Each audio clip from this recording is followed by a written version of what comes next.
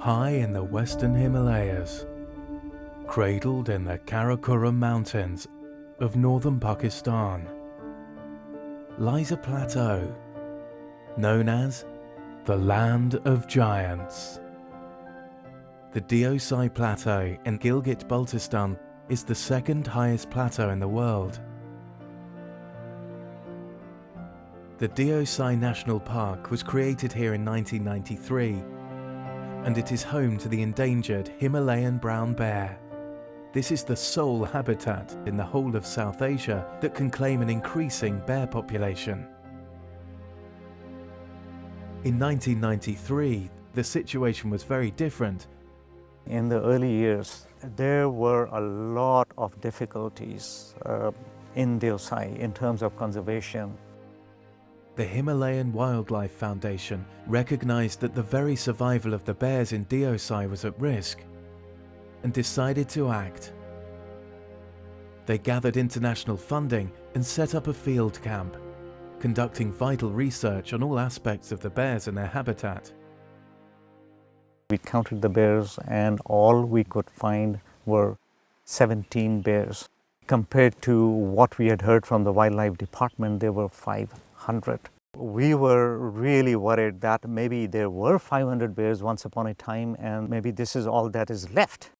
So we have to do something.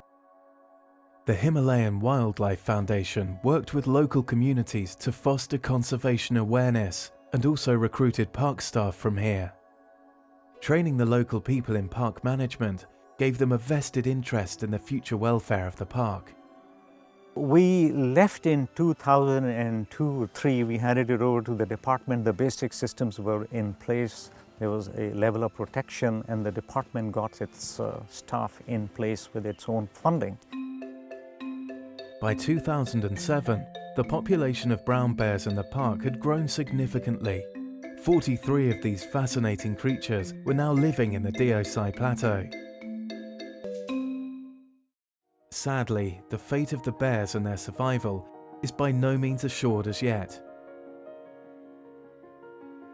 The care of the park is now solely in the hands of the Gilgit-Baltistan government.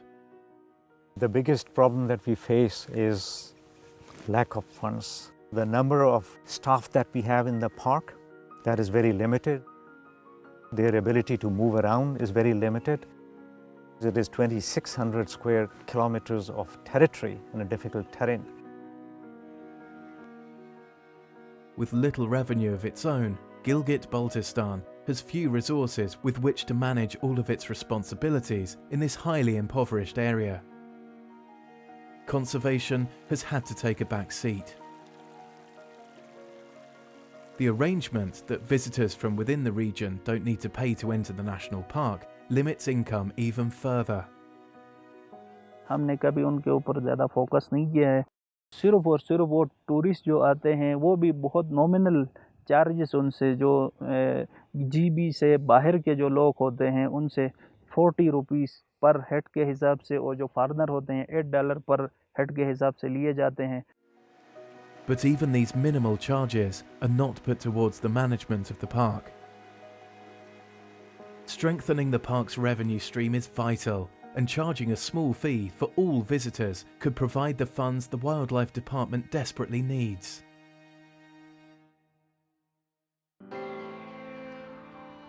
One other initiative that we'd like to see put in place is a very effective community collaboration and awareness program in which all the people of the local communities join in the effort, own the seat as their asset and their future, and work with the department and people like us.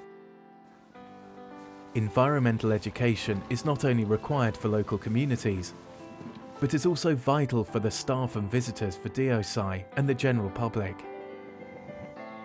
It helps to bridge the knowledge gap and is crucial to achieving lasting cooperation and collaboration in conservation efforts.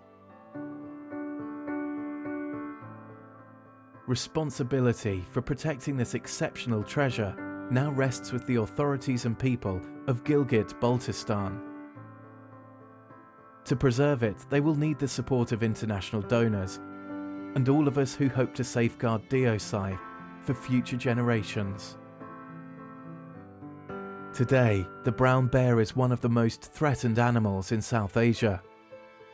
The future of the species in Pakistan, and perhaps the region, may well depend on the stability of the Deosai National Park. It and its biodiversity must be protected, so that future generations can continue to enjoy this valuable part of our natural world.